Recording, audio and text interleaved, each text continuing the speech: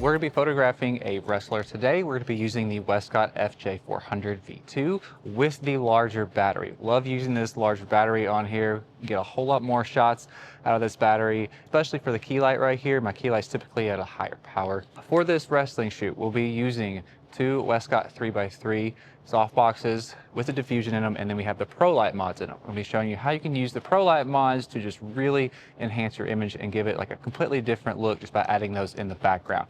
And for our key light, we're going to be using the Westcott Manny Ortiz Beauty Dish. It's a 36-inch beauty dish, silver interior, no diffusion, no grid on it. My typical camera settings for these kind of shots is 1/200th of a second, f8, ISO 64. When we do these type of shots, we're doing them inside. We have all the gym lights on in here. So whether or not you have control of the lighting or not, you can still ensure you're gonna get some really cool shots. Even with all the gym lighting on, you can just cut all the ambient lighting out by adjusting the power settings on your strobes. So for this, we're gonna have to use fairly high power on our strobes. Our backlights with the Pro Light mods are gonna be at an 8.0.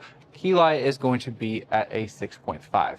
I love to photograph the athletes with a more telephoto lens. When I use the Pro Light mods, by using more of a longer focal length, I really get compression in the image, and I really bring the Pro Light mods and the athlete, so to speak, closer together by getting that compression with the longer focal length. If you notice where I am placing myself in relationship to the athlete, I'm pretty far back. And if you look at the athlete where he's standing, he's a good 12 feet away from the Pro Light mods. This is just my personal preference on how I like to set up these type of shots. I like to have good separation from the Pro Light mods and the athlete, and I love to have enough distance where I can back up and I can zoom in to get that compression on the image. One of the reasons why I like to have the Pro Light mods so far away from the athlete, you gotta have room for the fog to run. It can cover up where the Pro Light mods are, but it doesn't necessarily cover up the athlete. So give yourself plenty of room for the fog to run in between.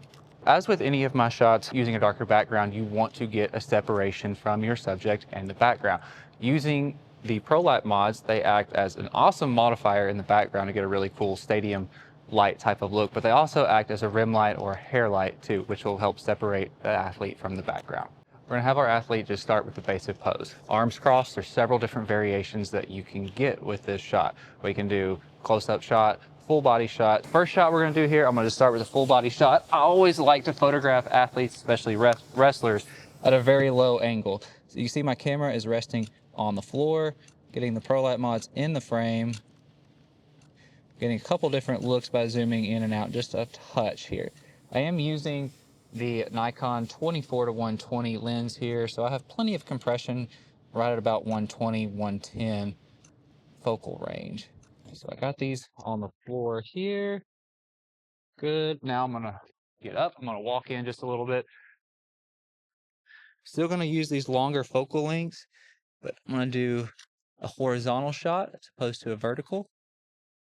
So we're gonna get kind of low here. I'm gonna let the fog kind of come in. I want it to dissipate enough that it doesn't cover up all of the Pro Light mod, but it doesn't dissipate fast enough where everything just kind of shines through in the back.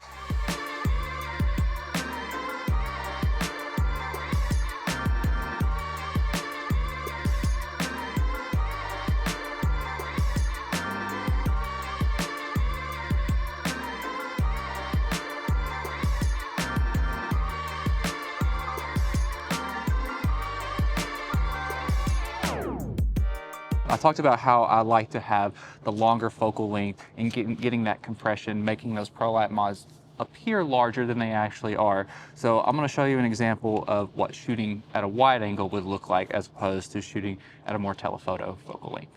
So where are we at here? We're at 28 millimeters here, where I could go to 35. Most people have a 35. So about 35 millimeters here. I want to do one at 28. Here too. We'll get some more fog in the back. Then I'm gonna back up again. I'm gonna zoom all the way in to this full 120 millimeters right here and do a full body shot.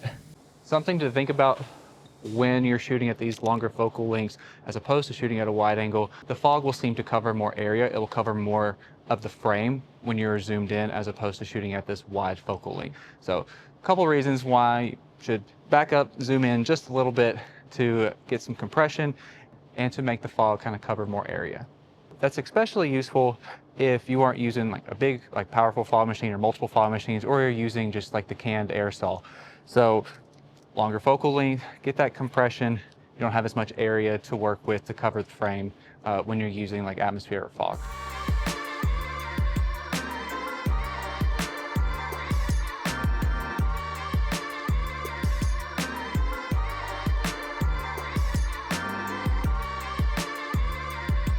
We're going to create more drama in the image. We're going to make the shadows appear more in front of the camera. We're going to light his face to the side.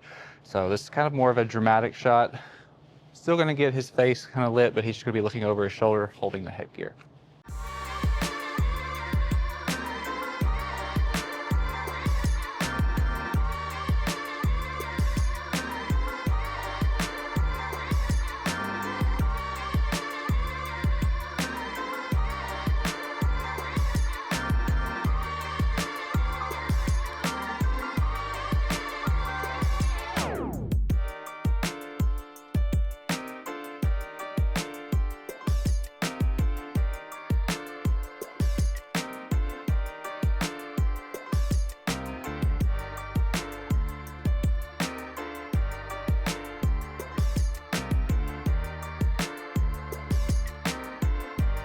We got some pretty awesome shots of our wrestler. We used the Westcott 3x3 rapid box switch for our ProLight mod lights in the back. They were awesome in the background. It gave like our images just that kind of extra pop. They also added a rim light in the back too to help separate the athlete from the background.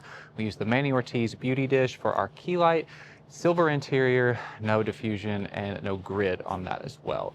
So the only thing I changed from the first pose where our athlete's arms were crossed like this was moving the key light off to the side just in the direction that he was facing. By doing this, we created a lot of shadow in contrast that is in front of the camera that you see in the image. It just gives your image like a really dramatic look. And for our third image, we had our athlete kneeling. All we did here was raise the key light up, angled it overhead, and we added the quick grip reflector right in front of him just to illuminate the face so you can see the facial features just a little bit more. The quick grip reflector does have the white and silver on the opposite side, so it's super easy to switch back and forth. So there's three different options here. Of course, there's one without using the reflector, and then you have the white and the silver on the reflector. I took shots of each, and for me, I like the white side just a little bit better than the silver.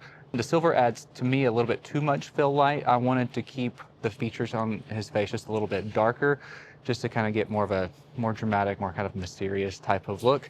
And of course, without that kind of fill light, it was just a little bit dark. It was something that you would probably have to raise up in post if you wanted to see those facial features. But everybody has their own preferences. You may like the silver better than the white. So with those three different image options, let us know in the comments below which is your favorite, and thank you so much for watching.